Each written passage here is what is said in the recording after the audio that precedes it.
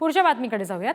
मुख्यमंत्री आणि दोन्ही उपमुख्यमंत्री आज पुरंदरच्या पालखी तळावर येणार आहेत। शिवतारेंनी माघार घेतली तेव्हा पहिल्यांदाच अजितदादा आणि शिवतारे आज एकाच मंचावर येताना दिसतील।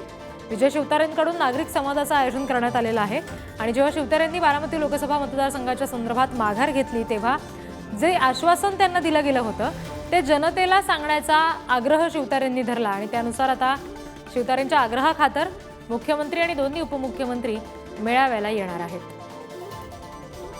आज विजयराव शिवतारे साहेबांनी स्वतः ज्यावेळेस एकनाथराव शिंदेंच्या वर्षा बंगल्यावर एकनाथराव शिंदे, देवेंद्रजी, मी आणि विजयराव आम्ही चौघं बसलो होतो, ती भागातले आहेत, अशा वेगवेगळ्या भागातले त्यांचे विषय आहेत, त्या विषयाला कुठंतरी मदत व्हावी, ते विषयाची सोडवणूक व्हावी या दृष्टिकोनात आमची चर्चा झाली। त्याच वेळेस त्यांनी सांगितलेलं होतं की मी एक दिवस सभा आयोजित करतो, त्या सभेला मुख्यमंत्री उपमुख्यमंत्र्यांनी आलं पाहिजे आणि आम्ही त्यावेळेस शब्द दिला की तुम्ही ज्या दिवशी सभा आयोजित कराल त्यावेळेस येऊ।